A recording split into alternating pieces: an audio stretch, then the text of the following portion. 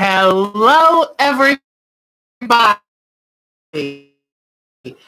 So we're in my frame room today because we're trying to do a last minute switch around because I wanted to focus on the globe quilt and it's on my frame still. So I thought, well, let's do a show of the condition of my room. And so the room's a mess. And Mark wonderfully set this up so the camera up in here so I could work on. Happy Thanksgiving, everybody. Thank you, sweetheart. So you can take this tray table. I don't think I'm going to need that one. We're going to need it. Thanks. He did this last minute because you know me. I'm like, woke up this morning late and then thought, oh, that's right. I'm doing a show today. So hi, everybody. I see Marsha's here. Polly's here. Nancy Lynn is here. And in fact, one of the things I'm not used to is my laptop that I'm reading from is down here. I try to keep it more on a level, but well, let me show you something because I might be able to move the laptop just a little bit. So hold on a second. I have one of these bobbin sidewinders, I think they're called, bobbin winder. I've had it for ages. I mean, 15 years. I wind the bobbins for my long arm on this, and it takes the type L bobbin. Oh, I just thought I would show you that before I move it out of the way because I do want to try to move this computer back a little bit. It's a little bit in my way. So we tried changing some lights around. They were focusing right on the camera lens and causing that to act all wonky. I think I've got it. Okay. So if you could see this table, just getting home from the retreat, everything is everywhere. Like one of the prizes I got, this thread is fascinating. I looked at it and said, okay, it's a gray spool of thread.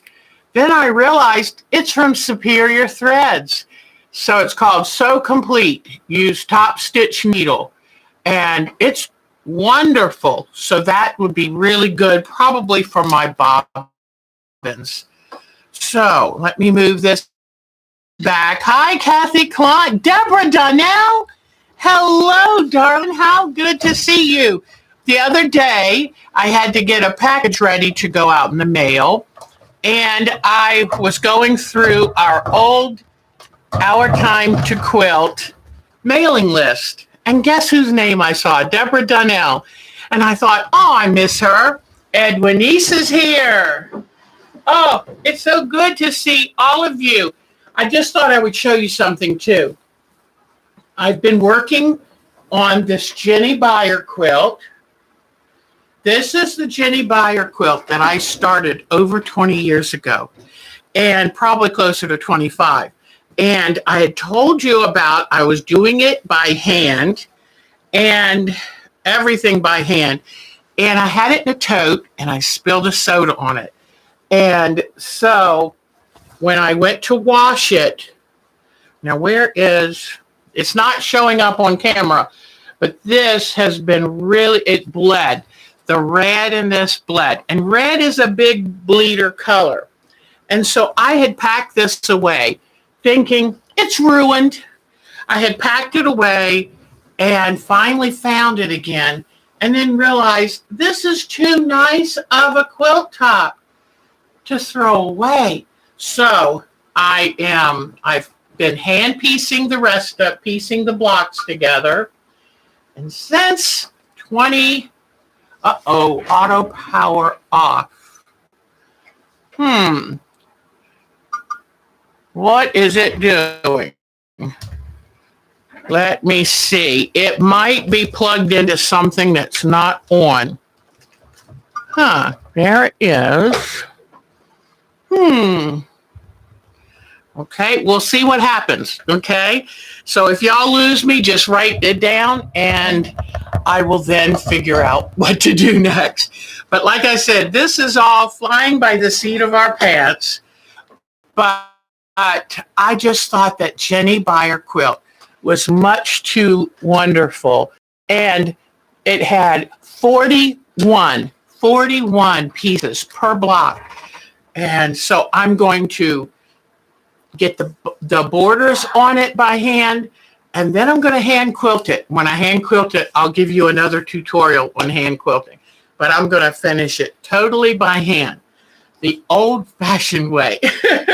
So anyway, Sunday when we do our show, I'll be back down in my regular studio, and I'm going to show you all the things that I got from the retreat. So also, I think I've gotten all the photos you've sent me for our today's show and tell. But if you have any more to send me, I'll put them on the Sunday show and tell. So let's see all. I want to make sure I know exactly who's here because it's so good to see you all. All right. So Marsha, Polly, Nancy Lynn, Edwin East, Deborah Donnell, Michelle the Quilter. Hello, Central New York. So glad you don't live in Buffalo, huh? And poor Buffalo, Kathy Klein. Oh, it is so. Oh, Carol's here. Yay. And Marsha, thank you for being our wonderful hostess. Diana B is here. On this quilt frame is my Snowglobe Snowman extravaganza. And I can't wait to show you that. And what I'm trying to do is hurry up and get it quilted because I found my vinyl. In fact, let me go get it for you so that I can show you how I'm going to finish off the front of the snow globes. I'll be right back.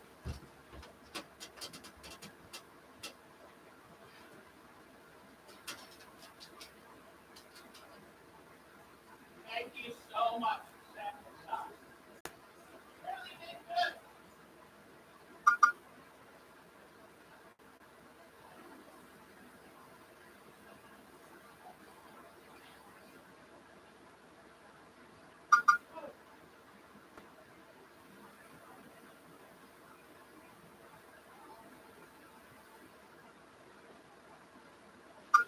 Okay. Oh, it's doing it again. Why is it doing auto power off?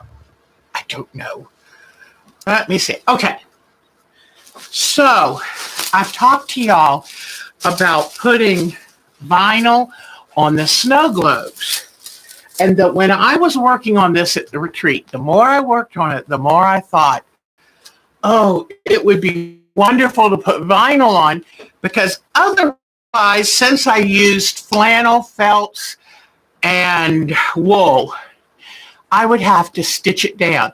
Fusibles don't like to stick on flannel, felt, and wool. So when I got home, I remembered buying something like this because I was going to laminate a cotton tote. And, you know, it's wonderful to use quilt fabric to make a tote, but unfortunately, the fabric wears out too easily. It's thin. And so this is from Pellon. It's called 100 Vinyl Fuse Gloss. And the gloss is good since I'm trying to look like glass. So here is the product. And I forget where I got it from. It could have been Connecting Threads. It could have been Missouri Star. I don't know. It's on a bolt from Michael Miller Fabrics. I don't know if that gives you any kind of hint. But anyway, it's a Pellon product. And let me show you over here by the side. It's on paper. It's got a paper backing. And one of these corners, I've already been pulling it back. Here we go. And so there it is. See the shine? And so it's very sticky. Now, are you ready for this? So this is a vinyl. You can see how shiny it is. You fuse it on. And they said use the paper back. Fuse on the paper backing. So peel it off, place it where you want it, then take or you could use your silicone pressing sheet and press it on. Do not touch the iron to the vinyl. And speaking of iron, so this is what I got. It's a Pellon product. I don't know why it keeps saying it wants to go off. Let me double check. Let me see. It should be fine. So, okay. I don't know what we'll do. But now in talking about do not touch an iron to vinyl, yesterday it keeps saying auto power off. Like, thank you, hon. I'm not sure it's done, but Okay, I would work because it's plugged in down here, so it should work. But I would come and work on this quilt. And when I came back in later, just a little bit later, I smelled something burning. I realized it was the iron.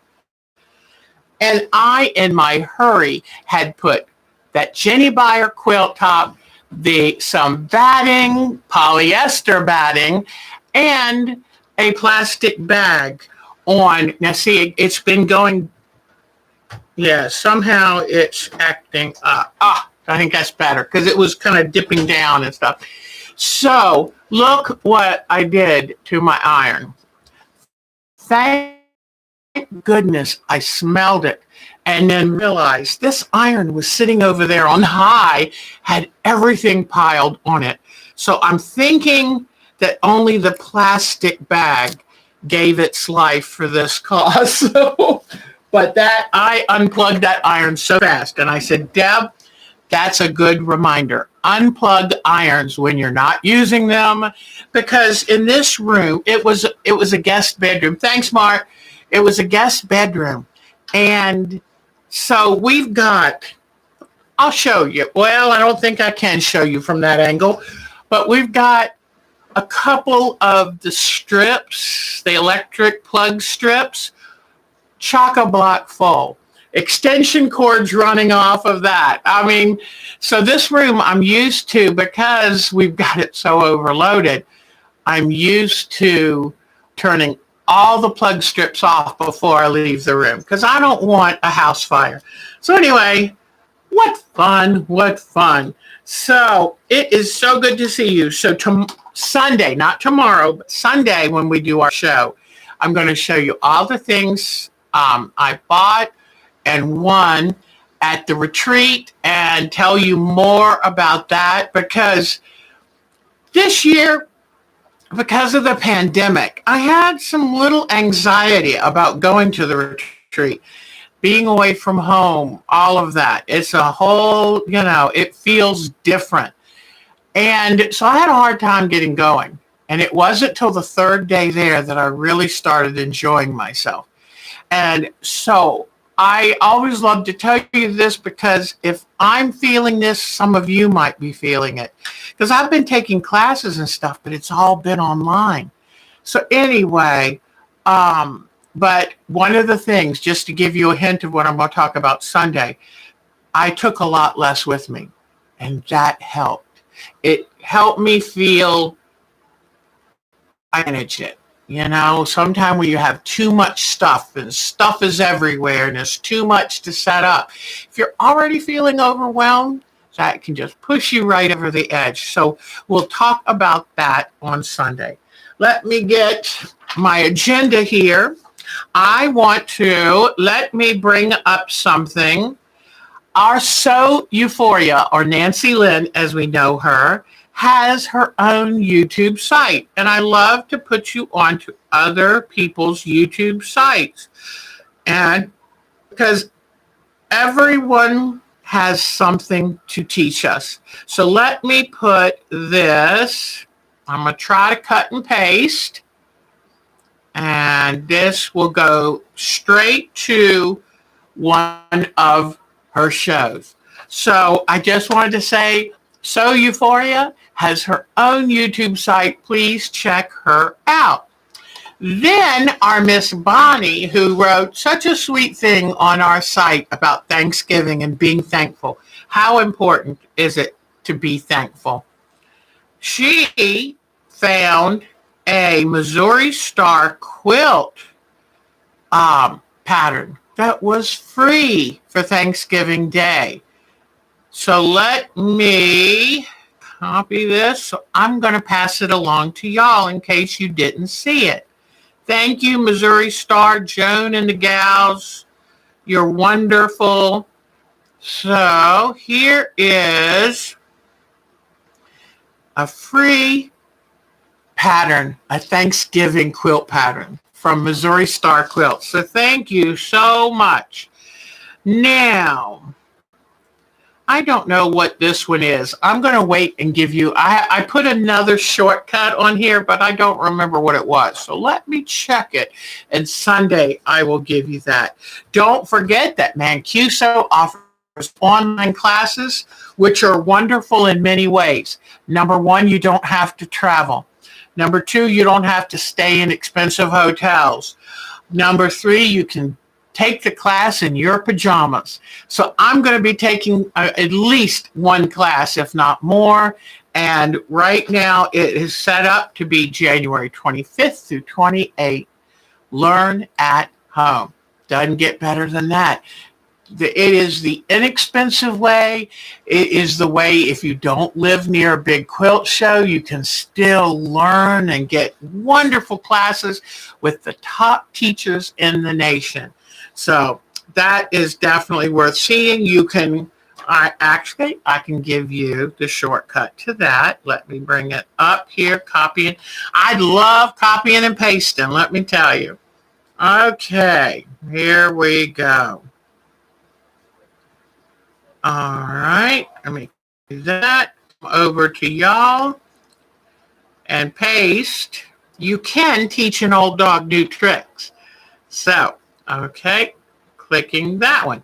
So I'm giving you a lot of good information today, but that's to the Mancuso site for the virtual schoolhouse, which I love. I love taking Mancuso classes. All right, then somebody had told me about a block of the week by a woman named Margaret. So I'm going to give you that one too. A block of the week and block of the month. So this is this site. But I love passing along opportunities for you to learn. So, okay. Let me paste this on. Oh, bye, Miss Carol. Take good care, sweetheart. It was so good seeing you. Don't forget, Miss Carol has a site. In fact, I hope it's still the Magical Touch, but she's so talented. All right, so there you go. You've got some good sites to look at. All right, so this is my frame room. I used to keep my frame, my quilt frame, down in the studio. And it looks like a big room, but by the time you put a quilt frame in it, it really shrunk up. And the quilt frame, this one's set up right now, I think at 8 feet, but it sets up to 12 feet. I would love to keep it at 10 feet. That way I can get most of the king size quilts done, but then it would go all the way to the wall, and it prevents me from getting around this end of the frame. So this frame I was lucky enough to get from a woman, the frame and the machine for $1,800. And that was a very good thing. She had been having problems with the tension on it. It didn't want to tension right.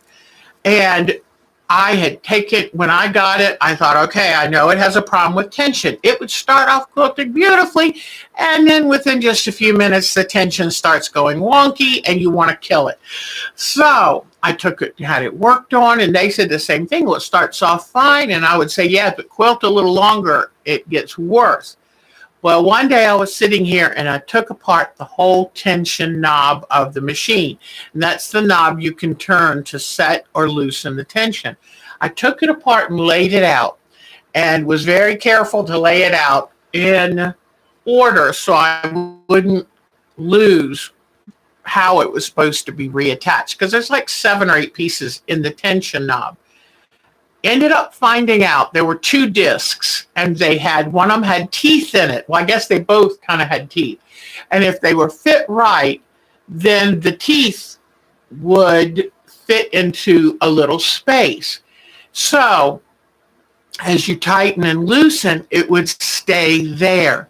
Well, one of the tension little plates was turned the other way. So that means you could set your tension just right. It wouldn't hold it because it didn't lock in. Once I turned that around, it's been wonderful ever since. The one thing is, if this was a Janome, I think 6100, something like that, or 1600, and it was stretched. This whole setup was made by an early company to the home long arm quilting population, because some of you new people have no idea what we went through in the beginning. And so this is a wonderful frame. I'll always keep this frame. It's called a magic frame. This whole thing was made by New Joy out of Arizona. The New Joy Company was a group of men and women who loved quilting and devised, how can we give a long arm experience to the average homeowner? Because remember when the long arm quilt frames first came out, they were like $30,000. And the prices have come down so amazingly. But anyway, let me give you a little tour of my machine. All right, so here it is. It's 16 inches long. So some people would say, well, it's right on that edge. Is it really a long arm? But since it's probably the only one I'll ever have, this is my long arm.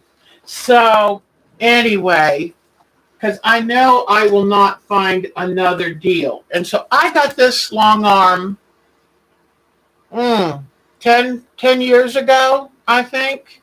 Before then, I used my large Elna on an earlier version of this frame from New Joy. And it was pretty good, but you could only quilt a couple inches at a time. Now, as you see, I could bring this back further, and I get well over a foot of space to do quilting. And the handles are here that you hold on to guide.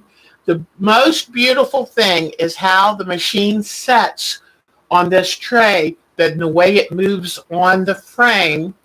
And because the frame has this bar in the center, and this runs on that.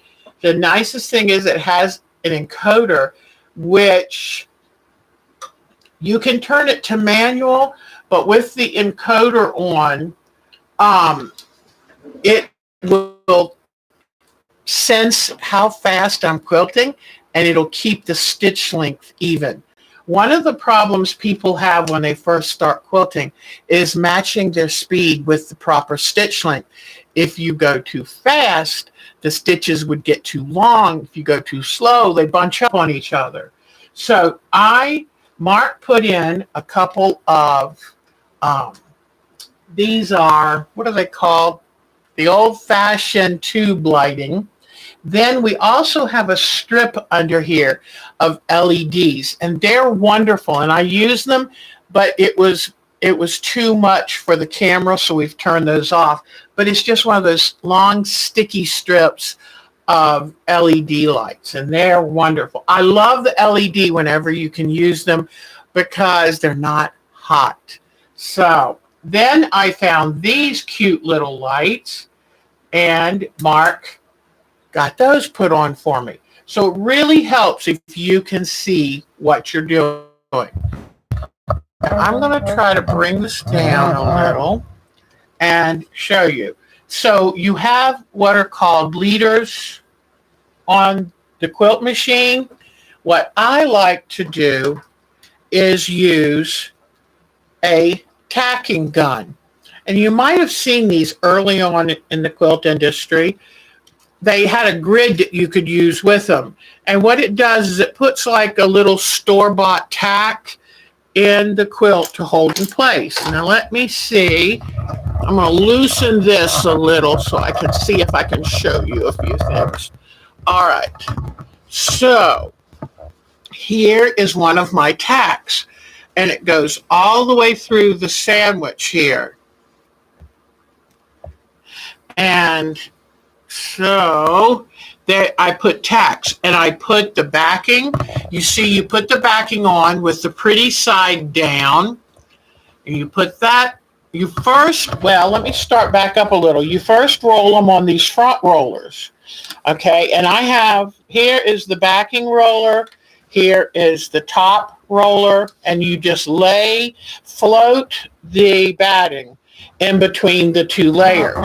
Then once you bring the layers up here, okay, let me see if I tighten this well enough. Okay, so once you tack this on. Now, some people use long florist pins.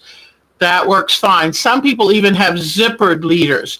So if they're working on a long-term project, they can unzip and put a different project on, zip a new one on. But I just take and using the tack gun, I tack this on here. Then I lay these on and then just put the tack through right here. I find that it helps having two tacks at the beginning of this and down at the other end, because that's a lot of stress when you tighten it up. And these rollers have a knob on the end that loosens or tightens them. And so I try to keep them, so you tighten it, but within reason. You want there to be some play. If it's as tight as a drum, then you're going to get skipped stitches, okay? Your sound is weird. Let me see.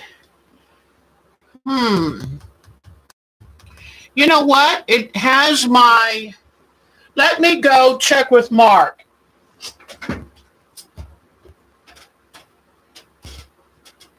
I only have 2 bars. Honey, I only have 2 bars. It's pixelated. Can we turn off either the TV or your computer?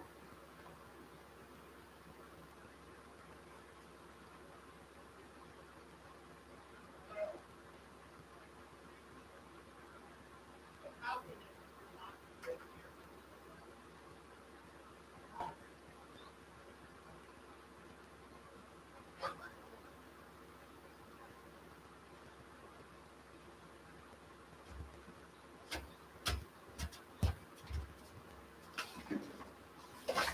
Okay, Mark says, I do have, hi Shirley, I do only have 2 bars, or very low.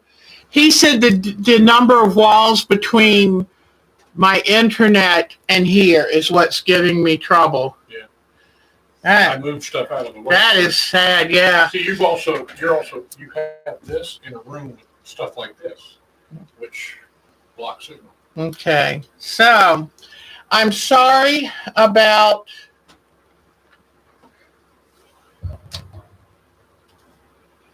oh, thank you, Melton. Thank you. That I didn't even see you two right now. And around to it. I love it. Remember the joke of around to it? When I get around to it. Hi, Debbie. You're with your sister in New Jersey. Yay. Do you have to go back to Texas for your things, or are you on the East Coast for good now?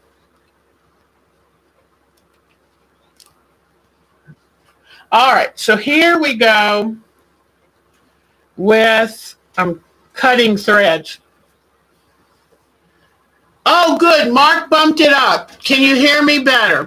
Please tell me thank you, Mark. I moved the router. Okay, can you hear me better now? Let's see. All right, yay. Am I still pixelating, or can you hear me better? Because Mark moved the routers, so I have an extra bar. I hope. Oh, don't we love our Canadian friends? Oh my goodness, we love it. Hi, Miss Shirley. It's better. Yay. Okay. Thank goodness I have a Mark. He is my personal IT man. Just thought I would tell you a little bit about my room. I painted this to look like it was underwater, and I have little things from Finding Nemo up. And in fact, here is my Nemo. Whoops, I'm not sure if I can turn him quite around enough. No, I don't think I can. But I even have Nemo up here so he never gets lost. But anyway, I am very much in touch with my inner child, let me tell you. But anyway, and there's a pretend fish tank down there, and I love it. I wanted a magical room. When I go to sell the house, yeah, I'll have to redo it, but that's okay.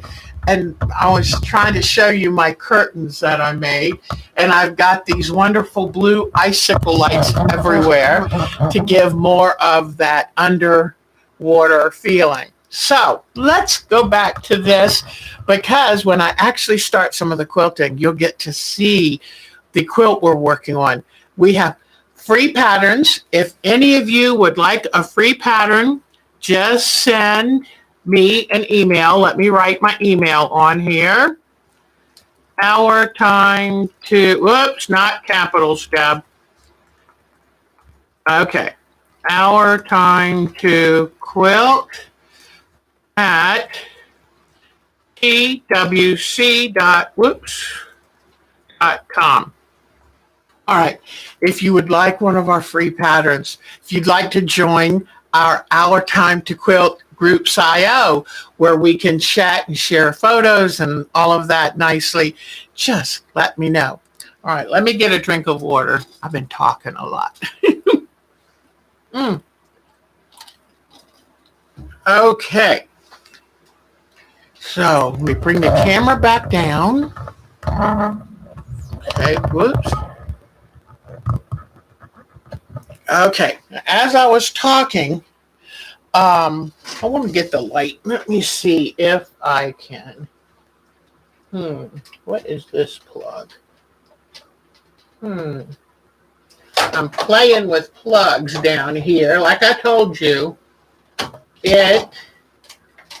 oh no. Let me see if I can get this.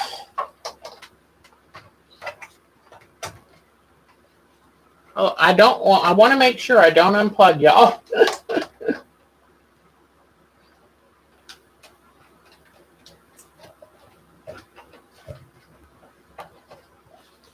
Okay, hopefully y'all are still there and I haven't done anything too egregious. Okay, is everybody still there? I hope so. I was trying to, if I was going to unplug anything, it was going to be my sewing machine, so I think I did it. Yay. I also keep a fan down at the bottom of this frame because it can get kind of warm when you're in here with a lot of lights. Whew, that feels good. Okay, now I've got these lights back on, and I think it helps you see what I'm doing. Okay, everybody good? Oh, thank you, Nancy Lynn. And okay, so what I've done is on this quilt, I wanted a scallop border, but I didn't want to have to bind a scallop border. So I took and figured out how to cut this fabric so it would work from end to end, and then laid it on top of a wider border. And then I took and just zigzagged it down. The neatest thing about this is it ended up looking like ski mountains because of the fabric that I bought for it. So I've come in here and kind of quilted a mountain-looking rolling pattern. Then up here in the top, I tried to do what looks like swirly cold wind and snow. So it kind of comes along, it swirls around a little bit to make it look like snow. Here, I just wanted it to look like hills on the mountainside. Then with this, I did a type of feather where I just kind of came up like a candy cane. So instead of closing the feather, I made it like the crook of a candy cane. Then here, I thought, what do I do to make these snow globes pop? I'm using my favorite ruler and just doing lines so that this will really pop out. Okay, so I think I've shown you. I don't really, this I tried to do, I don't know. I don't really like this, so I might end up having to take that one out. But okay, let me tighten this back up. And then, all right, it's doing good. Now, when I put the batting on, I'm using a high loft polyester. And this can lean up. So I wanted to show you. Here is where, let me back it up just a little. Here is where the globe is on the quilt top. So I cut out an extra piece of the high loft batting to go right behind the globe and an extra piece to go behind the globe base. And I have put these down for all three globes. So now when I lay this back down, can you see how this is mounded up? Now I am going to do a little bit of quilting on here, but I'm probably going to keep it to a minimum because I like that puffiness. And to decorate this is why I had to quilt it before I can take my next step. I'm going to glue on sequins and glitter as if they're all around inside the globe. So I don't know. I might change my mind about quilting on this because if I quilt on it, look, see how it'll lose that loft? So I might just glue glitter and snow on here and not quilt. I think I've just made that decision. All right, so now what I'm going to do, I can't move forward to do more until I've gone down the row.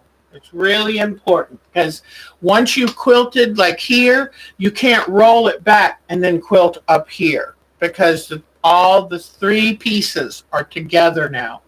So I'm going to show you. So on my instructions up here, on my little pad right here, I push enter and then I push this plus and it'll go up to what's called cruise control. And because you can do a manual or you can do cruise stitch. And for the majority of my stitching, I will use, oh, we have some silly people here. I want them to go away. I guess they're off school. They're off school for the holiday and they're coming in here. And if they think that's going to bother me, it's certainly not. So, all right. Let me see if I can get rid of them permanently. And, okay, go away. Go away. How do I get rid of this person again? I wish my Carol was here. She knows what to do. Hold on, people. I will try very hard to get rid of this person.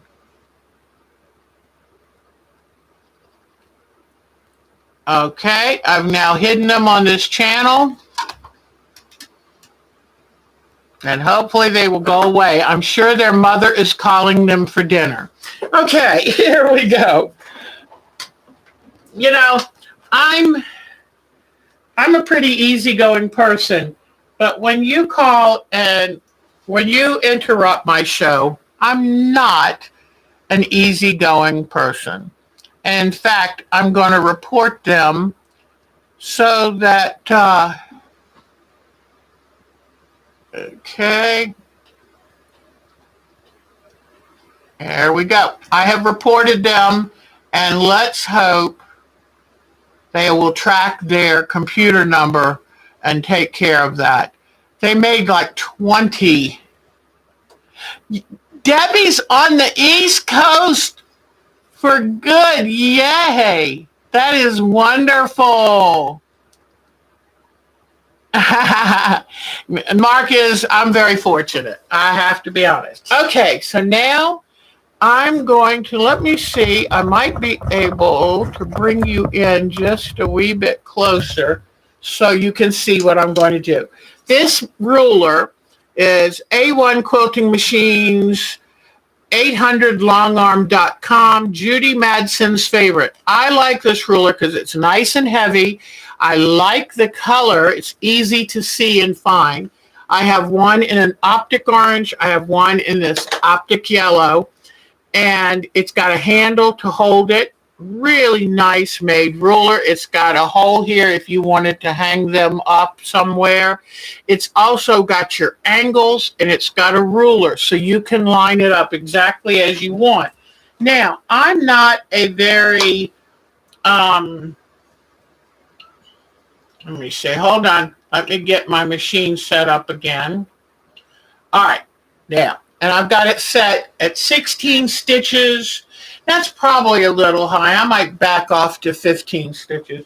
All right, so now I just bump up this ruler. Let me get it. Okay, I bump up the ruler against my quilting foot, okay? And I kind of eyeball it. I'm not a perfectionist. This is a fun decorative quilt, so it's not ever going to be entered the quilt show, so I just eyeball it. Now I'll run up here along the globe and then come back. And let me tell you, as long as I've been doing this, I can still not quilt a straight line. So rulers for anything that's going to resemble a straight line is a must for me. And then I run along here. You try never to break your thread if you can help it, because that just wastes time and thread.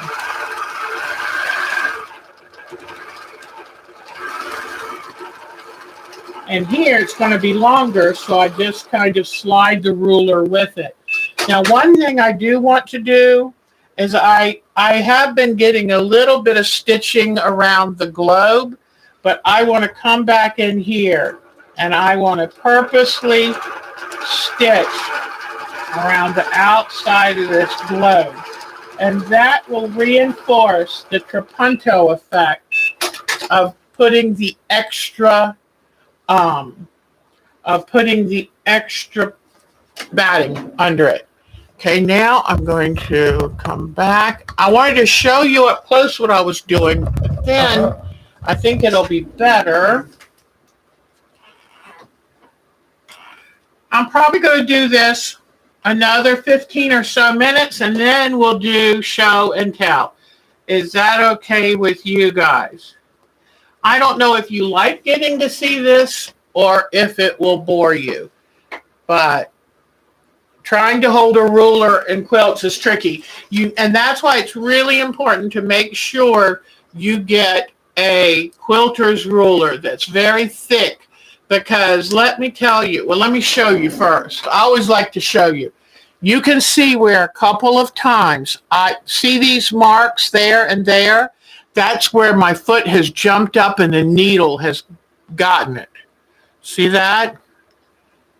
And there's even one down here.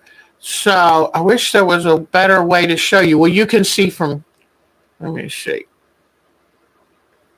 I've taken a couple chunks out of it. This is called a Deluxe Dainty Ditcher from sofarsogood.org. So anyway, but I love these rulers because it keeps me. Now, if you were to check and measure, my lines are not perfect. But like I always say, if you stand back 15 feet and then you can still see it, well, good for you. So now I'm just stopping the stitch, moving back, and then starting up again. And you just get used to keeping that ruler at the same angle. Now, I am not an expert at quilting, but I enjoy quilting my own quilts. And I know I've always told you I'm very cheap, but it's more than that. It's just having the artistic say and what I want the finished quilt to look like. And honestly, it is so nice that we can quilt our own quilts nowadays, and in such an easy way, because doing it by hand takes a long time. I'm bringing the hold on. I'm bringing the arm forward so you don't feel like you're so far away. All right, please work. Whoa, no. Let me get this one knuckle down. I'm asking Santa for a few new camera parts, so cross your fingers. All right, so now I'm going to cut my thread, and I try to grab these little threads as I see them. All right, so now, gosh, I've already done all the feathering here. The one part that's hard for me is back in this corner. And this machine, like a lot of them, will have ways that you can hold your corner in place. So this is one of the, it came off of a cleaner's clothes hanger or pants for pants. And then the woman who had it before me put a piece of Velcro, and so I can attach it to the side wall of this machine and kind of hold. That helps keep this pulled tug this way. All right. Then what I find I have to do, and I've kind of made a little mess of this corner, is you have to be careful if you can't pin it perfectly. You have to kind of hold it up like this as I quilt around the corner. Let me just grab a couple stitches here. All right. Another thing I like about this frame is it's adjustable height. So I can sit in this wheeled chair and roll back and forth along the quilt to quilt it. Because unfortunately I have some back issues which make it hard for me to try to stand up the whole time I'm quilting. All right, so I've taken out some stitches here that have caused this corner to pucker. Because once you quilt a pucker in, it's in. So what I'm doing is pulling out some of these stitches that are holding it too tightly, and so I can make it better. All right? So the first thing I'm going to do is hold it tightly and come stitch around this mountain here, holding it snugly like this, trying to spread the fabric out so it's not too puckery.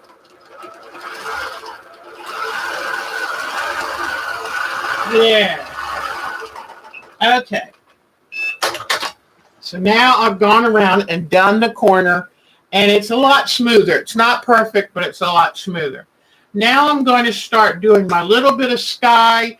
Then I'm going to be able to do a little bit here and then move it down so you can see these snow globes. They are so cute. I had so many people from the retreat want a copy of the pattern. Thank you. Diana Bicknell was the designer of this, and boy, did she do such a great job. It is so much fun.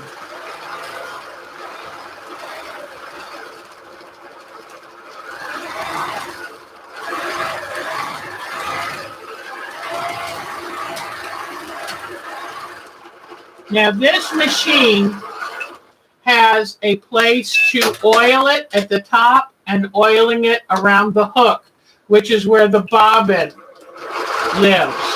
And that is a very important thing to do, is if you have a long arm, is to know how you need to take care of it. Whoops. That warning was because I forgot to put my presser foot back down. So it warns me. It's like, you're not supposed to do that. This corner is giving me a fit. It's because I didn't leave enough of the backing here to overshoot the quilt.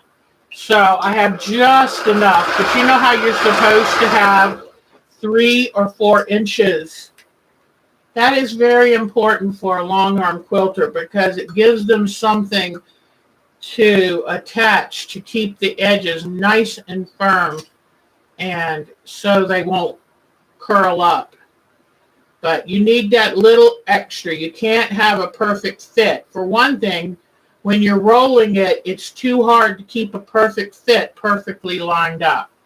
All right, so let me try this again. Having this hanger, clothes hanger thing on it is working beautifully. All right, so that part's done. Now, I want to show you more of the globe. So let me quickly get just a few lines put in here so we can roll the quilt down. I'll show you how I roll it down. All right. I've got to get the main thing when you're doing this kind of quilting, these straight lines on a grid, is to keep your angle the same. If you keep the angle the same, that's a whole lot more important than making sure that the lines are exactly spaced apart.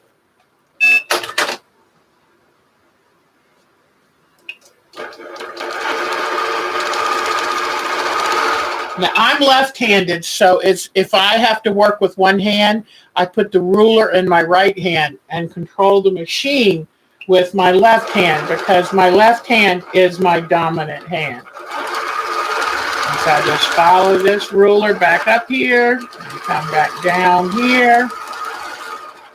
And it's just about learning how to eyeball to have it as close as possible, the same width all the way down.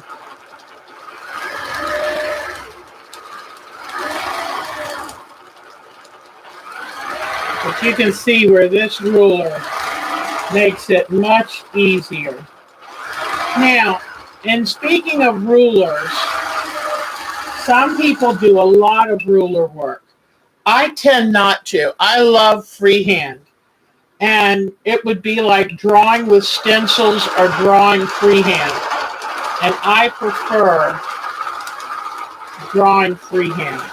I only use rulers when I have to because I know that I cannot keep it straight enough. All right, so I've just got, I think, 2 more lines to go, and then I'll crank it down to show you.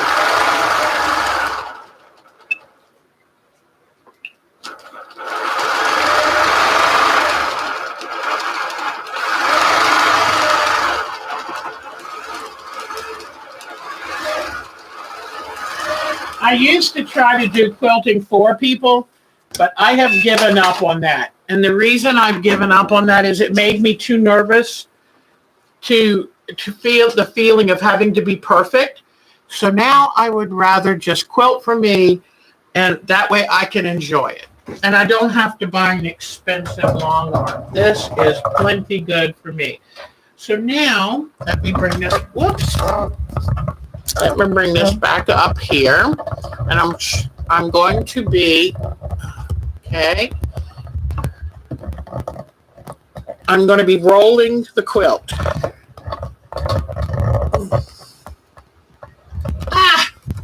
Hold on. Okay. All right. Come on.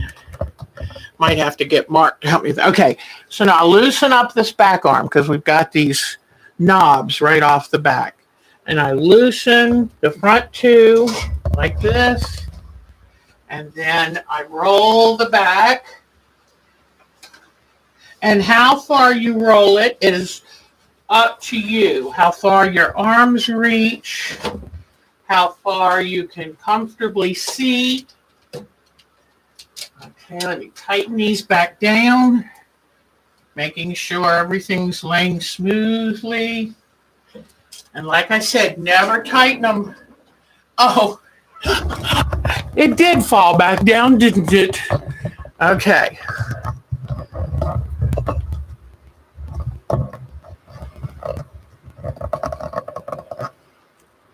What's happening is that joint is getting a little worn, and the camera's heavy enough it's hard for it to hold it at certain. Okay, now see, this is a little tighter than I like it, so I just kind of crank back these arms just a little. Yay, Debbie, I'm so excited for you to be able to move in soon. Oh, yeah, please send me. Well, I'm so glad that Around to It is here. That is wonderful.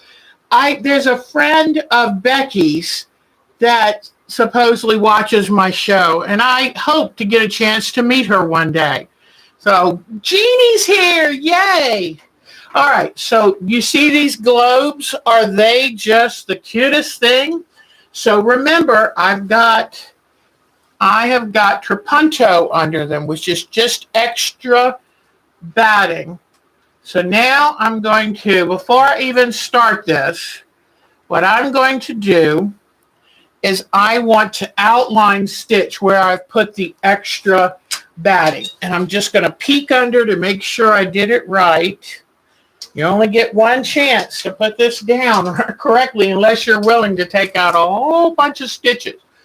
Since I've rolled to a new area, I'm going to get my tack gun and I'm going to pull the quilt back out. I try to keep the quilt really straight on this so that I don't have to, whoa, okay, let me get this off of here.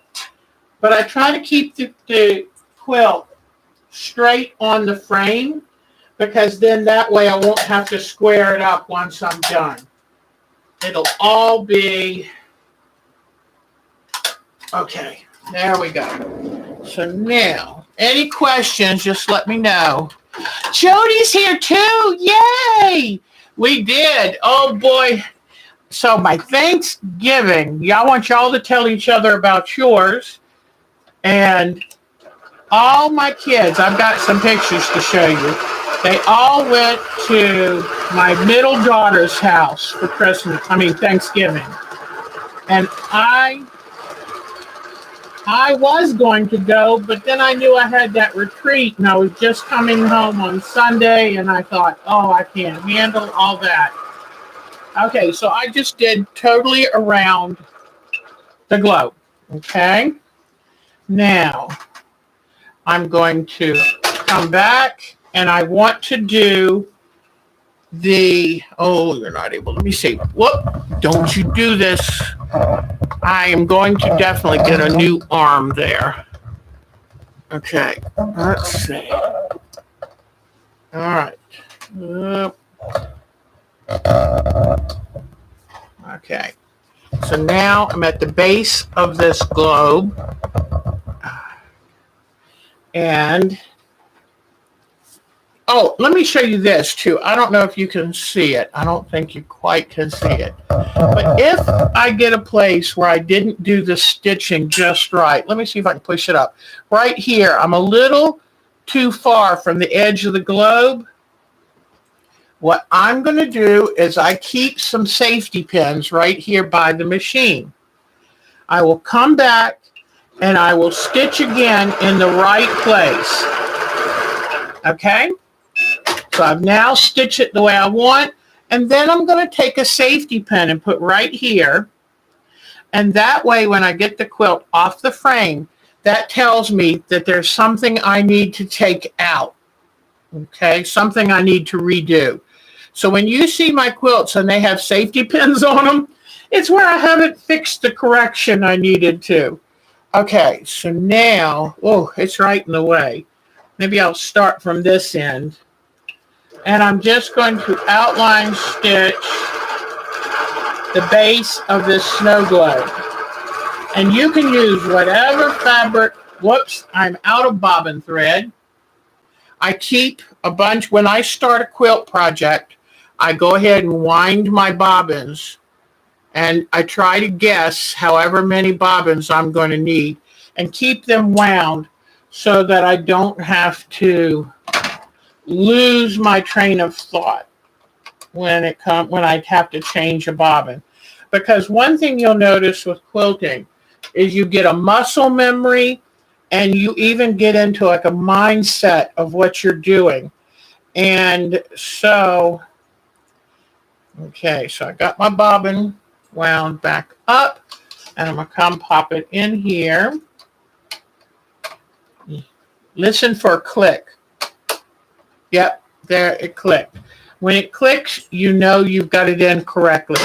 The worst thing is not to have your bobbin fully in place. Then you're going to have a problem. Okay, so I'm coming this way so you can see.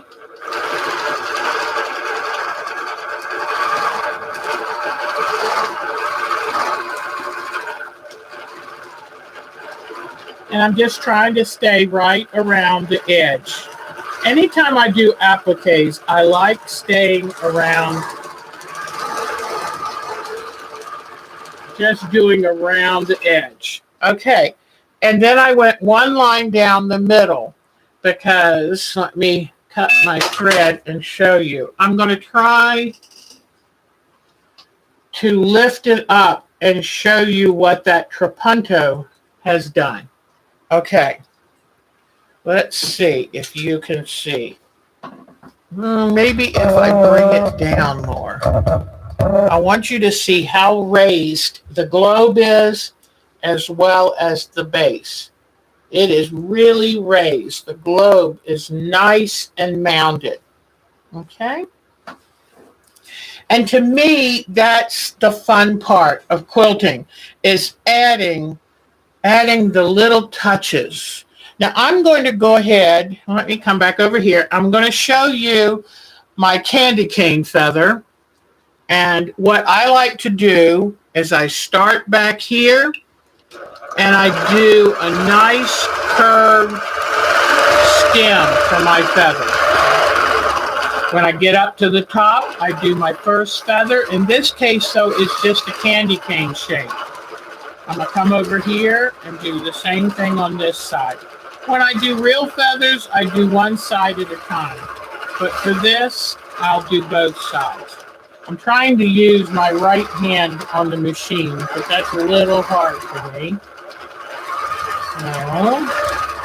But I'm just doing a candy cane shape, which will make it at first look like it's a feather, but then if you see it closer, it's not.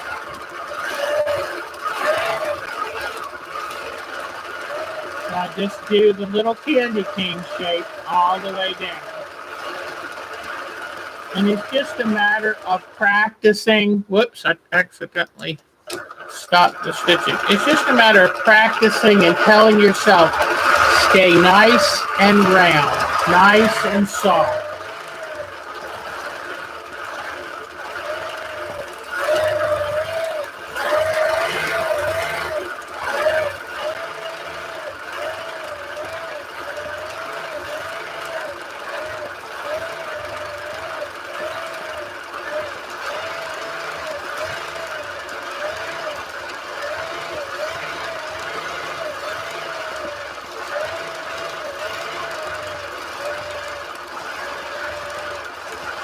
Okay, so I finish that feather.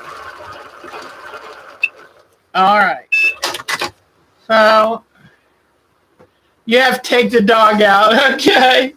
So anyway, now I've done that feather. Then normally when I come down here, I'll come to the middle first and work this way out and then that way out. But I'm trying to stay a little closer to the camera so you can see how I do this. I'm going to come back over here and finish this feather. Well, candy cane feather.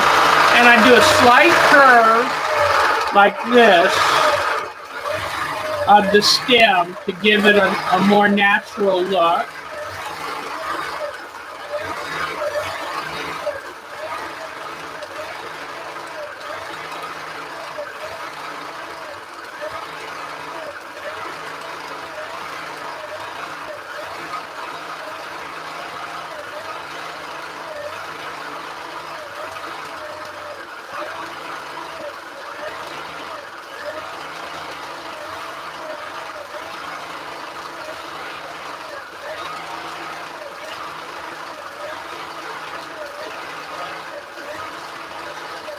You just kind of learn after time how to eyeball distance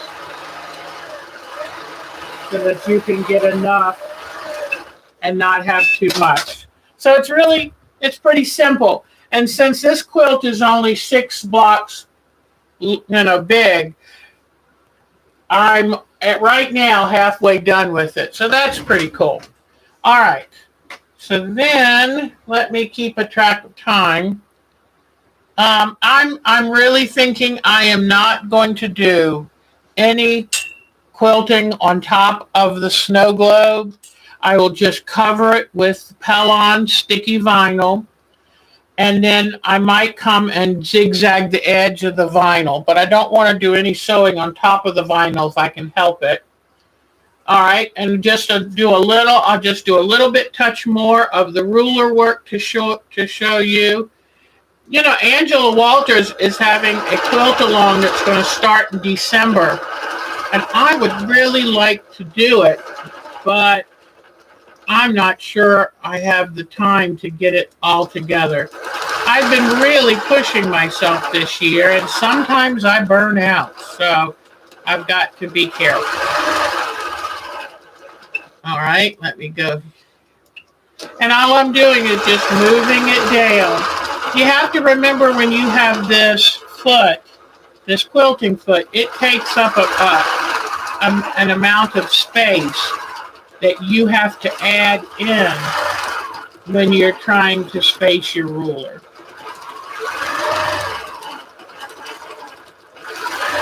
But I wanted to do more of a mini quilting or micro quilting, stippling actually, because that will help in giving that effect that the globe is a round object.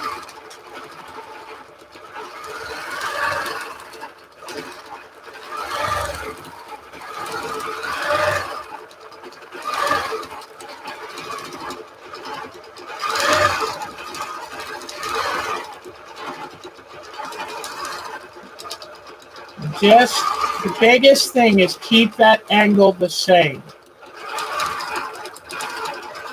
People will notice the angle more than the individual widths.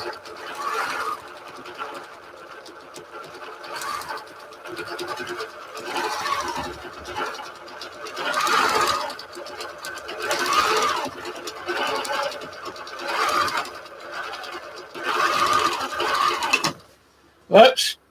Did you hear that? The needle hit it, but I think it didn't hurt it. Okay, so I'm just going to finish off this last corner with this stitching. I'm a little nervous. I think I got a pretty close angle, but I'm going to go back up and finish my lines up here so that if they're a little bit off, put them in a least conspicuous spot. Okay. Now, let's see.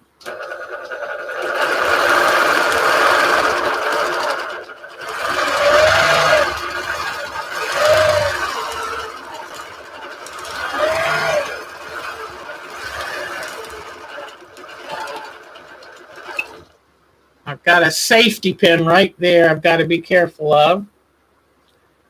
Okay. And that's one of the reasons I do like this ruler. Since it has grid marks on it, you can use that to make sure you've got your angle the same.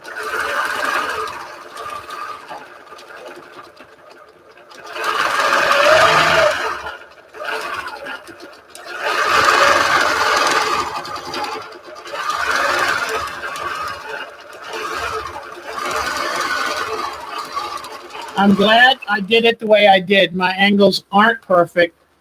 And this way, okay, they weren't perfect, but this way you won't notice since I had them meet in an inconspicuous spot. Okay.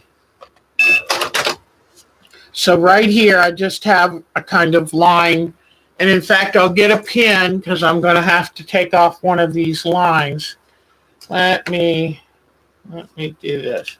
I want to make sure I know which line I want right there. Then I will put a safety pin, and that will tell me which line to take out. It'll remind me there's something there I need to mess with. But now, I don't know if you can see how wonderfully puffy that globe is. So after we're off the air today, I will finish this and get it off. And so Sunday, I'll show you how I put the vinyl on the top. But that means if I didn't have the vinyl on the top before I quilted it, I should have used invisible thread and zigzagged all of this down.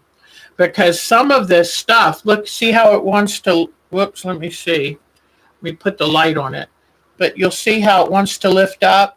Because fusibles really don't like, they really don't like felt or wool fabric. But by putting the clear sticky plastic over it and fusing it, everything will be in place. And like I said, the next thing I do once this is all quilted is then I will glue sequins and glitter on this. And that way when I put the vinyl over it, all of that gets held in. They're really, really cute. I worked on this at the retreat and got it all done. It took me actually most of the retreat because I was working out dimensions and fabric placement and fabrics, all of that. So it took me a little while.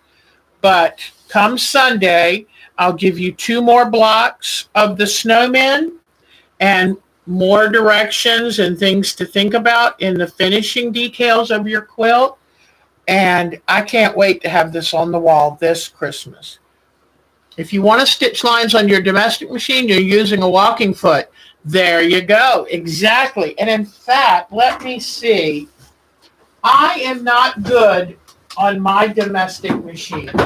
So I hate to tell you that, but I'm terrible on my domestic. Let me find my pack. What did I do with my feet? I brought my, oh, here they are. So your walking foot, yes, you're right about a walking foot. And quilting with a walking foot is fabulous because it really helps. It really helps to keep your layers together. But there's also, let me show you. So this is a walking foot. It's really important that this little claw right there gets put on the bar that goes up and down with the needle, because this helps it walk. And if it didn't walk, it would tend to shove fabric forward, and then when you go to quilt it, you'd get it all bunched up. But there is a bar right here, and you can put this bar, in your walking foot, and it can help you measure the distance. And you can also put it, there's another way to attach it too. I would have to look and see, but it can be attached a couple different ways on your sewing machine. And so then that way you know how far you're moving over. Really helps. I would have a hard time doing ruler work on a domestic. So, okay, now it is time to do show and tell. So any other questions? poly quilts with a walking foot. They're wonderful.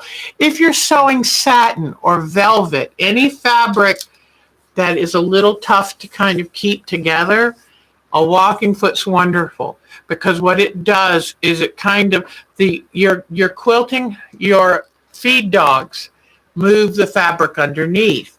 But up top, you don't really have the same thing unless you have one of those Bernino with that.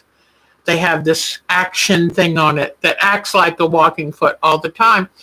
But by using a walking foot, then you've got the feed dogs moving the bottom through and the walking foot moving the top through. And it makes a much smoother result. But if you have trouble with velvets or anything like that, a walking foot is your friend. Okay, let's go. And any questions, any comments? Thank you for saying that, Debbie. That was so wonderful. That was so wonderful. Okay. And I hope Miss Jody, finally sent something out to Miss Jody, so hopefully she'll get it like Monday or something. And if Miss Mary comes on here, I sent her package out. So, okay. But Sunday we'll have our normal show downstairs, and I will have about finished mine. But this Sunday plus one more Sunday, and you'll have all that you need to make your snow globe quilt. And it's fun and easy. Yep, it helps keep everything from wrinkling up. Exactly, because it keeps the fabrics moving more uniformly through the machine. Okay, have you ever seen people who are sitting down to sew and they want to pull the fabric through the machine? No. You're there to kind of guide it, not to yank it, tug it, any of that. So, all right, let's go check out Show and Tell. I didn't have time. Been busy. Sunday, I came home actually Saturday night from the retreat instead of Sunday because I knew that I was going to see my granddaughter's play on Sunday. And I thought, I'd rather sleep in my own bed. And I knew I wouldn't have time to sew at the retreat because I would have to leave too early to get home, get everything unloaded, and get back to my granddaughter's play at 4. And so then Monday, I was so tired. I tried to do nothing on Monday. Then Tuesday, I started cleaning the house and making the plans for the meals, starting to make certain things. Wednesday, another day of cooking. And yesterday for Thanksgiving, my granddaughter came over. She didn't want to drive all the way to the Eastern Shore of Maryland with her mother because she just finished her play. She's exhausted. So they made a deal that she'd come over here and spend it with Grandpa and I. And we stayed home. We said, we'll do the major dog sitting and let all the rest of them get together. Because I knew I couldn't handle a long trip right after doing the retreat. I got to tell you, the older you get, you can still do stuff, but it takes a whole lot longer, and it takes forever to recuperate from. So be aware of that. So let me see if I can turn this. Yeah. Okay. So here we go. I haven't had a chance to go through. What did I just do? Oh, I haven't had a chance to go through all the folders. I tried just to make sure I had the new pictures. So let's see who's first. Miss Betty. Oh, these are really cute. Whoops.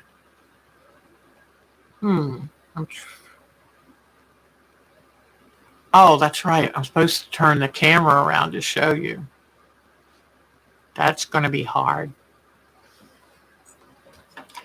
You know what, guys? This camera, see, I don't have it set up like I do downstairs.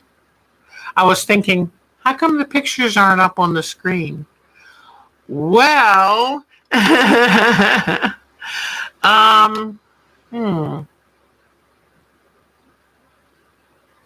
let me see.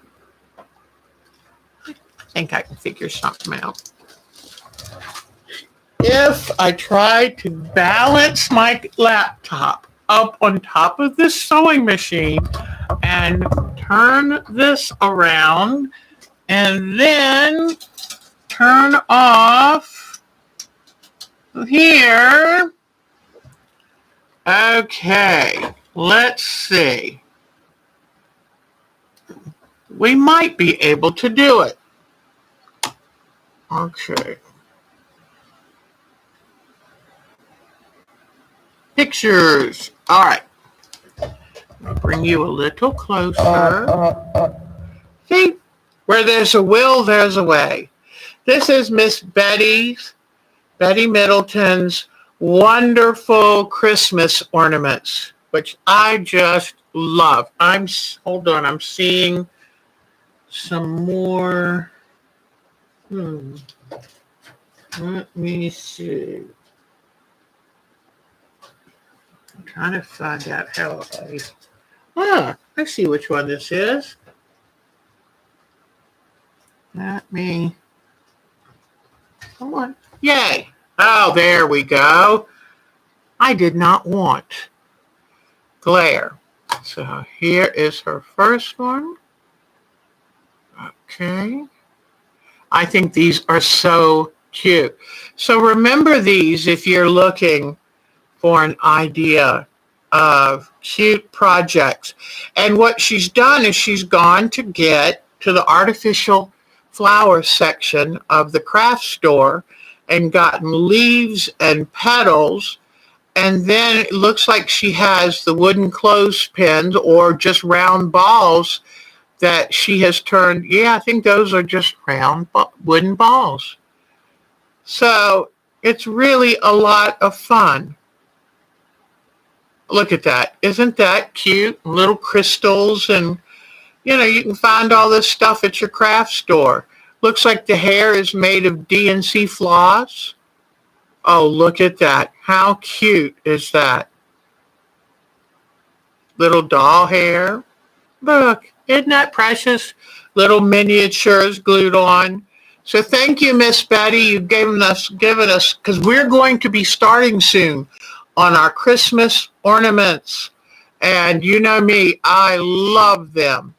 Well, here is Miss Bunny's Thanksgiving table.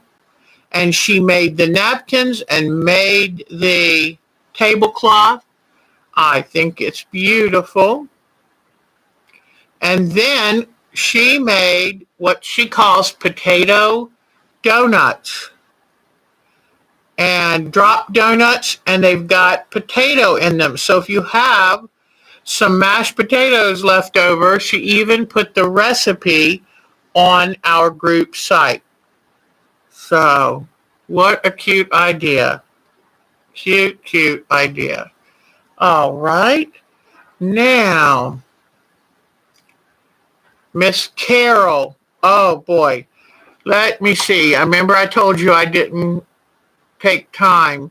So I'll start here with this mouse. Oh, I hope I haven't missed some of these. I will definitely work on clearing up these folders this week.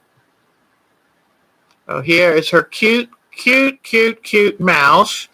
Then look what she does. Uses paper and fabric and makes folded stars. That looks like fun. Oh, look at this precious ornament that she's made. That woman is so creative. And then look at her hand embroidery. Beautiful, Carol. Just beautiful. Oh, look at this. Isn't that? This is her November.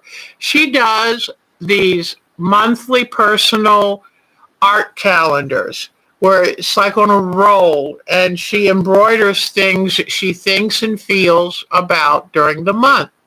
And I love the frothy mug of cocoa with the candy cane in it. I love the snowman and the Charlie Brown tree. That's a perfect Charlie Brown tree. Look at these. Oh boy, is she talented. Isn't that amazing? Any of you who did Alex Anderson's hand embroidery would like to try to do this. Then she used a stencil and did a painting of a mandala through the stencil. It's beautiful. Way to go. I wonder what she used to do the painting.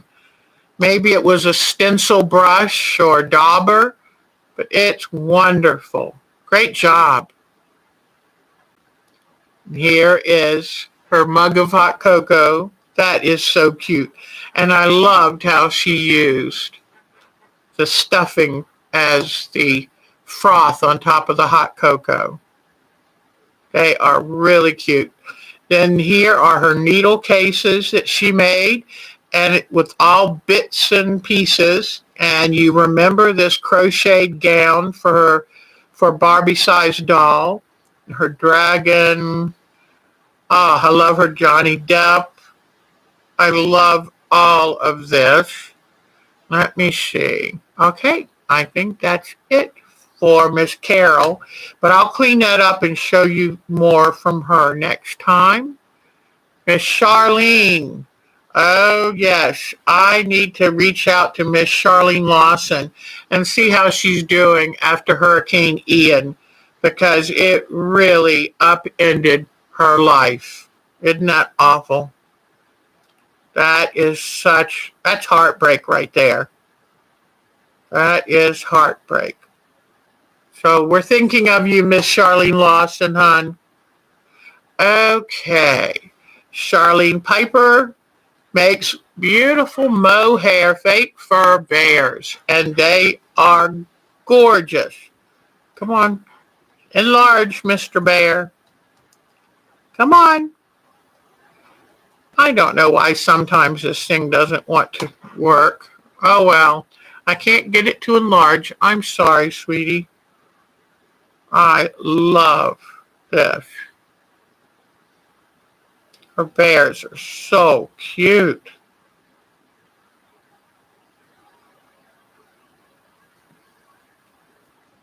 Just precious. Love that. I wish I knew how to do that. That is amazing. Then, this is Danielle from France. You know that she finished her table runner. That is beautiful, Danielle.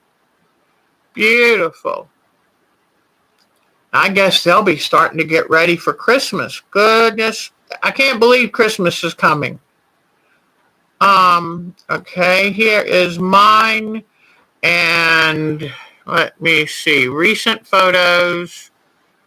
All right. Now, these are going to be all miscellaneous pictures, and then don't let me forget to come back and show you the show and tell from retreat. And that's where amazing quilters will bring in their best. All right, here is, do you remember Melissa?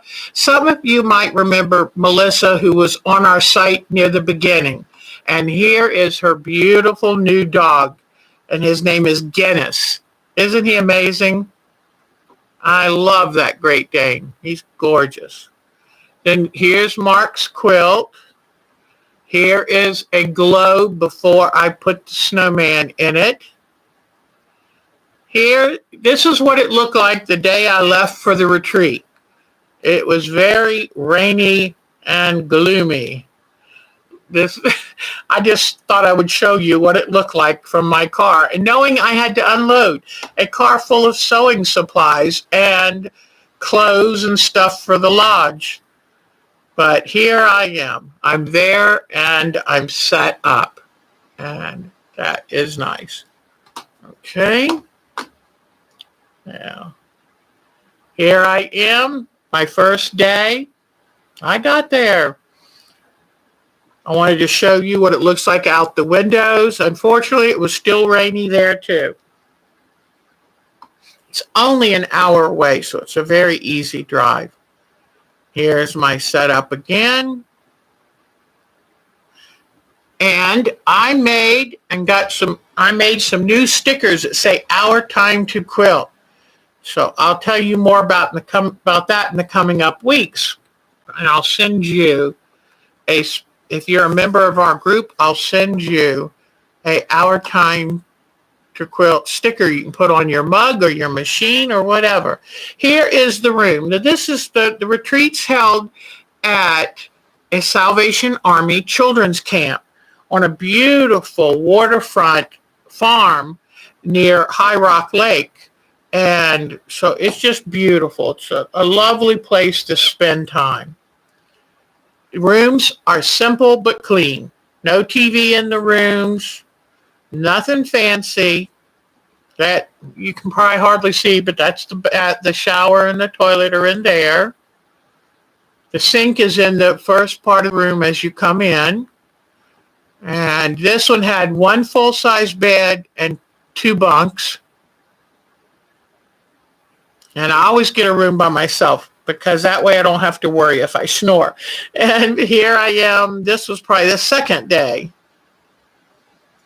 And here is one of my blocks that I made while I was there. Isn't that cute? I love these. The first one, second one. Here I am a different day at the retreat. And you won't believe this. I took a brand new hairspray that had no nozzle on it. So that was a bad hair day. Look at this. This is the last, the number 6 block. And I love, love, love it. So cute. And you can decorate them any way you want. Let me turn this block around. I only have one question for Diana. Why would you have somebody skiing with a rotary cutter in their hand? Isn't that cute? I just thought of that as I made him. I thought, I hope he doesn't fall because he'd be in real trouble. Oh. And this one I've got to do something about because the puppy doesn't show up. This is Melanie's puppy. I've named it. This is Willow. And it doesn't show. I did the 3-color Christmas tree, and I wish I had no 4-color here. I wish I hadn't done so much dark down here. So I'm going to find a way to fix that. But is that the cutest thing? And her drawings of her eyes and facial expressions are priceless. So I did what she said and used a permanent pen and drew those in. Okay, let's see. Oh, okay. So here are the gorgeous windows in that room. It's a huge dining hall. We sew on one end. The other end has the kitchen where we get something to eat. And so down here's the kitchen and the dining tables. So it's really nice. We're in one huge room.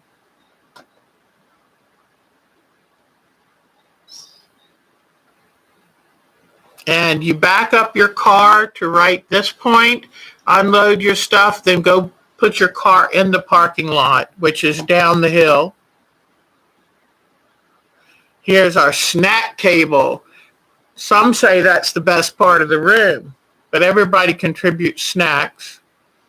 Oh, here I am on the 4th day. I'm not sure why I took those pictures. I think I just wanted to send them to the kids to say, I'm here again.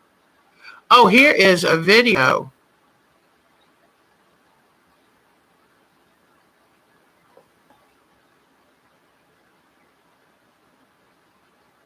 I didn't hold it very still. I did that with my phone. Okay. So there's a video of us sewing. I think there are about 33 people there. Here is our dogs at dinner time, their favorite time of day.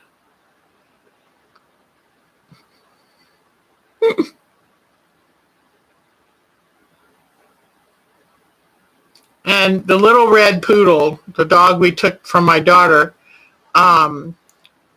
she, oh my gosh, she has to eat. She gets frantic and barks, barks, barks until you feed her.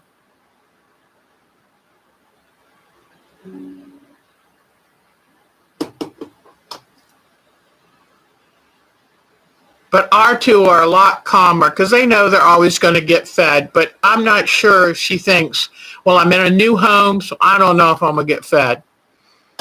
But that's what it looks like at dinner time with 3 dogs. Okay.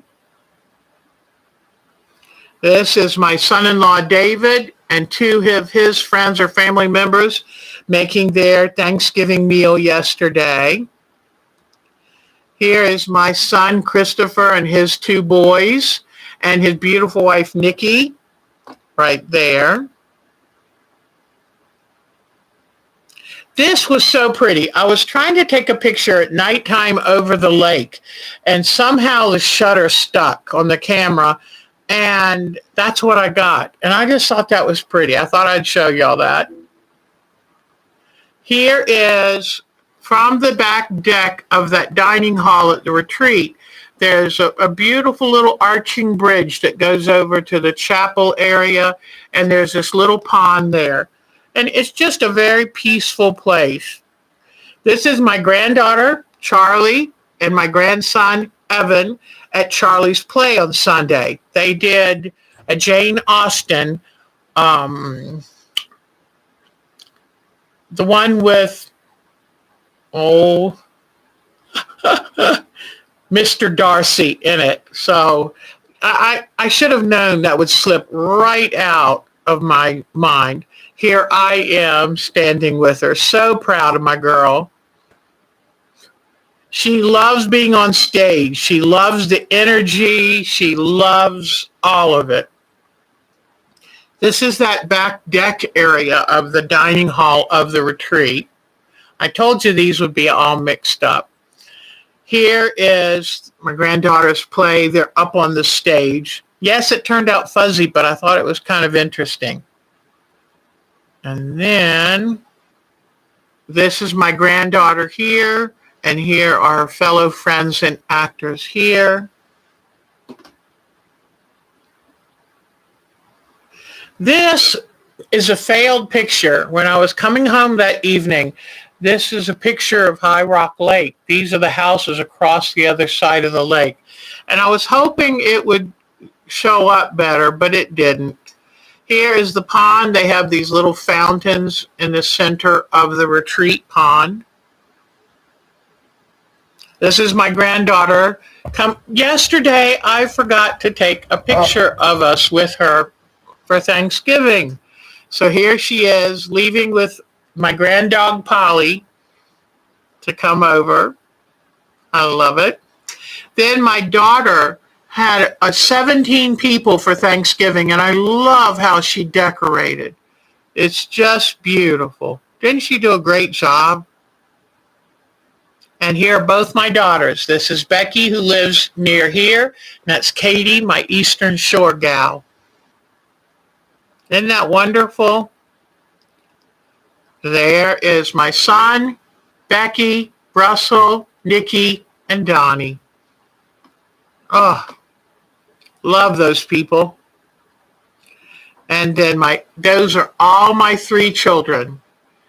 This one's the oldest, then Katie, last one, Christopher, was the baby. There they are again. Love those kids. Here I am, another picture of me that 4th day. Here I am the very last day. I think I'm looking my age. I'm tired. I need to go home and sleep in my own bed. Here I'm leaving the retreat. This is yesterday at my daughter's. Becky is holding a sleeping baby. To fit all 17 people for Thanksgiving, they did it in their new garage. And it really worked out beautifully. They had room for everyone. But boy, I love sitting there holding a sleeping baby. Another picture of the pond. And for the day campers or the campers that come in the summer, they have paddle boats. Really a beautiful place. And underprivileged kids get to come and spend special time there and get a daily meal. You can't beat the value of a daily meal. All right, let's see who else.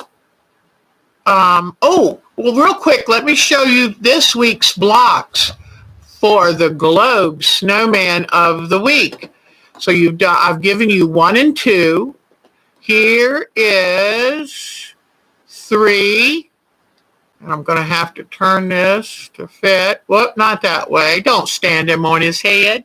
There's block number 3. And the pieces to make that. And then here's number 4. And There he is. Isn't he cute? He, she. So those are this week's 2 blocks that I will send you out if you send me an email, and I'll put them on the site for people who can get their blocks on the site. All right, now we have Debbie, and she did a wonderful job for Halloween quilts. I love this petite quilt. And here's her puppy who she just had to let out. I love his color, liver and white. Isn't he cool? He must have some English setter somewhere in him, or Brittany, who knows? He's a cute boy. All right, then I don't know if I've shown you these yet. I hope I have. Yes, I have. Debbie got to go to the Houston Quilt Show for the last time before moving to the East Coast. And she took these pictures for us. Just beautiful.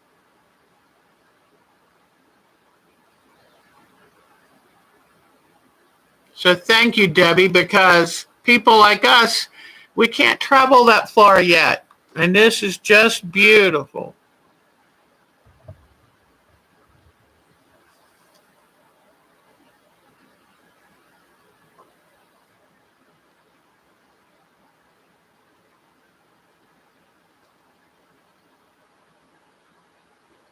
This is a painted block, just like we did. Another painted. Look at the thread painting in that. Just amazing. This person really did an outstanding job. Oh.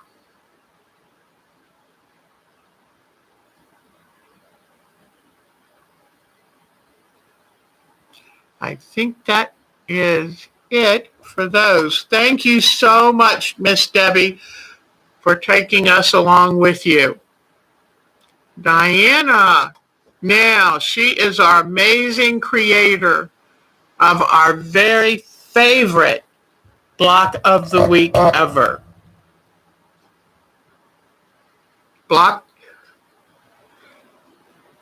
This is block number 2. Here's one of her own quilts, and you can easily see where she designed these snowmen. Aren't they precious? So cute.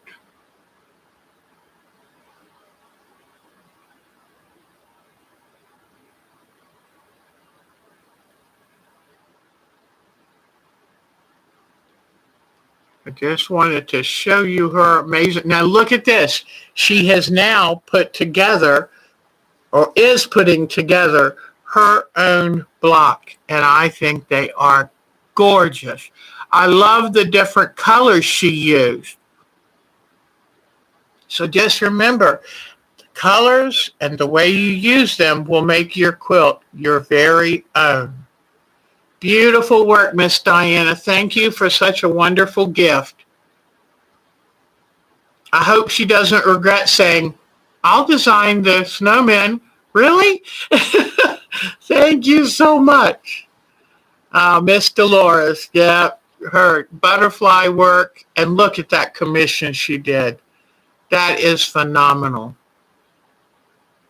That's the best. She's very talented. I cannot believe the talent in this group. Miss Jody, oh yes, she has been busy finishing her blocks of the month for this last year. Amazing, beautiful work. Have any of you seen the new block of the month for the quilt show? It's going to be something. So you might want to check that out. Okay, Miss Mary sent us, so we've got some beautiful things from last week, and then this is a walk near her house. She backs onto, I think, like a natural reserve. It's just beautiful. What a peaceful walk. Look at this wonderful quilt. She is just blossoming as a quilter. Amazing. And a friend asked her for a friendship block. And look at this cute block she made. I love the creativity where you cut and design your own pattern. Is that just the cutest?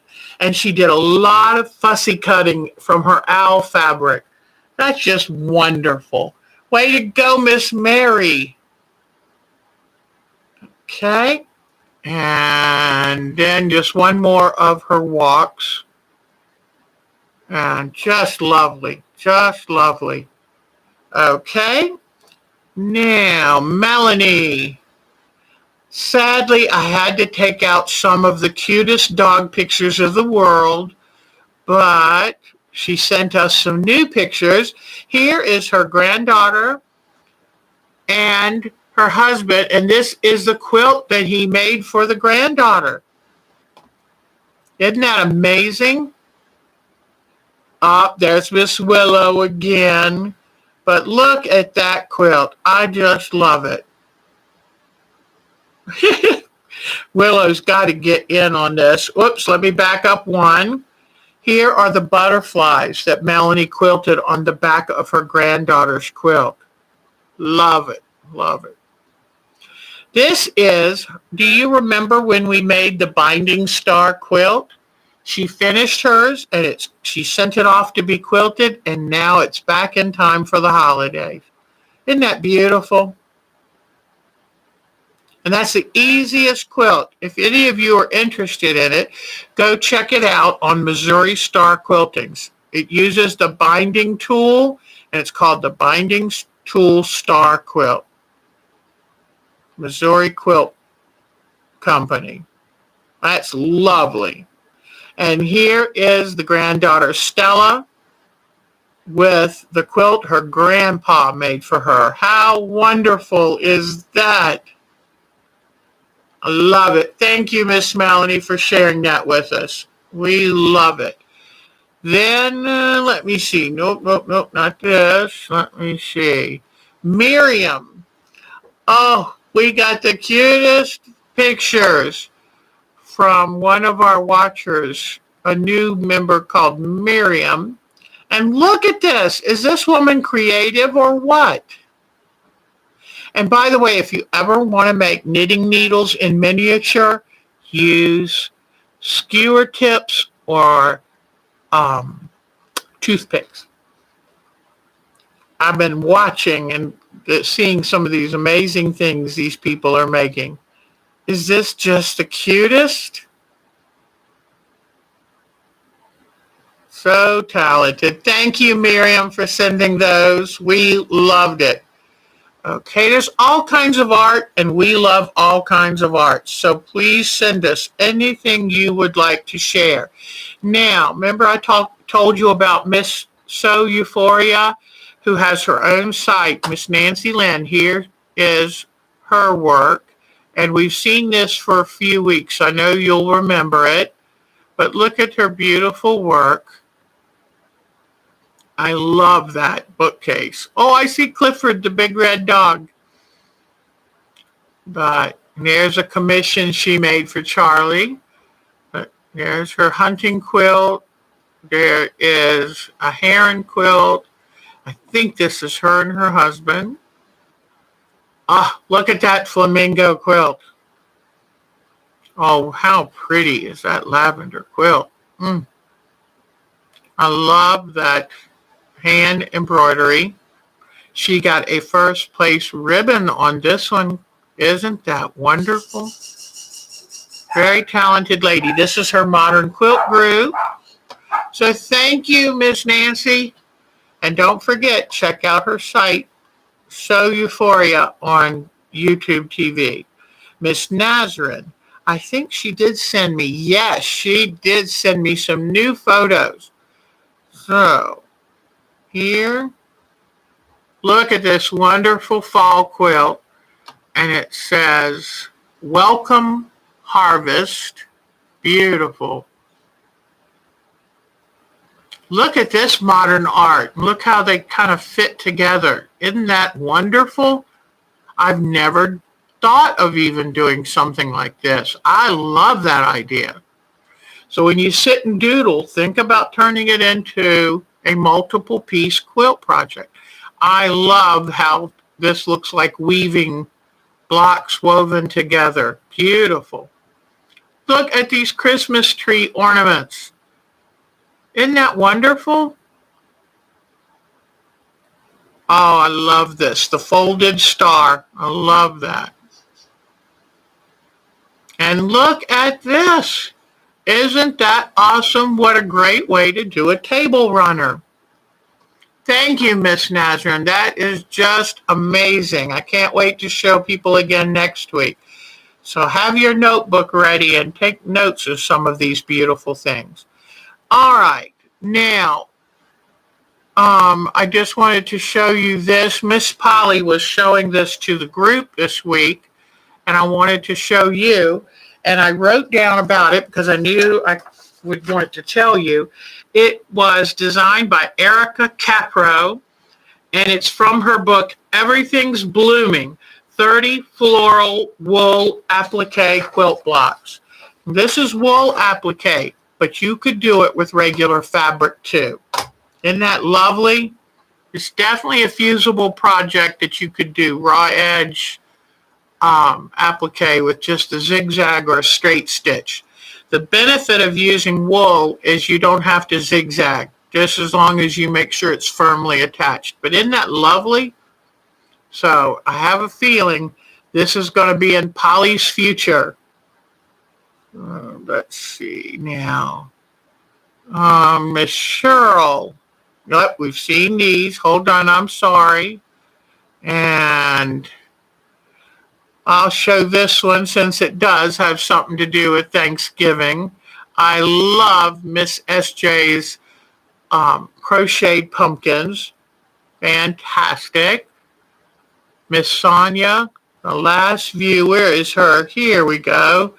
The last view of her wonderful garden bench pillow. And let me see. Oh, yep. Well, y'all remember this. Someone commented on my Juki, and she wanted to share that she was so excited to get a top-of-the-line Juki. And she sews for a living, so she deserves it big time. And I just love that. Way to go, hon. Okay, that was Tanya. Okay, I think now, yep, I think that is it for show and tell. And we did it, and I did not drop my laptop off the sewing machine at all. I'm very proud of myself. Because you never know. You never know. Boy, it's getting dark early out there. All righty. Let me come back to y'all because right now I can't see y'all. And I like to know where you are.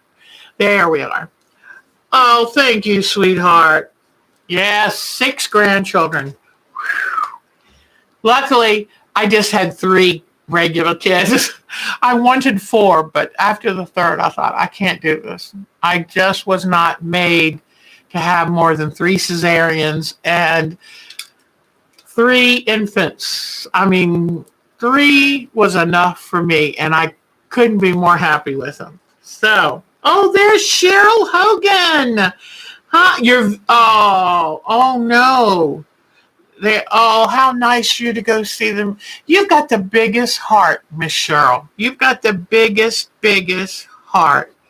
Well, I hope you enjoyed seeing a little bit about how I do long arm quilting. It is an older machine, inexpensive, doesn't have the bells and whistles, but I'm not a bells and whistles kind of gal anyway. So Sunday, I'll be back on at 3:05. And it will be all about our first Christmas decoration that we're going to make and about blocks 3 and 4 of our Snowglobe Snowman quilt. Thank you, Miss Diana Bicknell, for doing such a wonderful job of designing it. If you don't forget, Okay, Cheryl, but you're such a dear heart. Thank you for going and visiting a friend in rehab.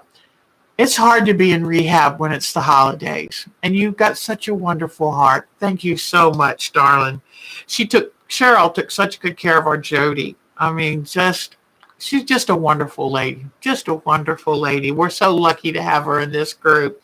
All of y'all are so, so dear to my heart. And okay, so here is our email, our time to quilt, and at twc.com. Oops. Okay. Type it all in a row.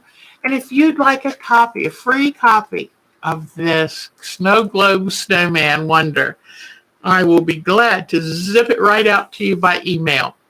So the rest of you, I will put it on our site. If you have any trouble getting in our site, just send me another email and say, I need blocks 3 and 4. And then after this week, they'll just be blocks 5 and 6 and some instructions where I talk to you about how I finished it off. And it's a real keeper. Let me see if I can show it to you again. But it is just so precious. I love it. Cannot wait to have it up on my wall. So any questions before we go today? Any questions at all? So I hope you had a lovely, warm Thanksgiving this year.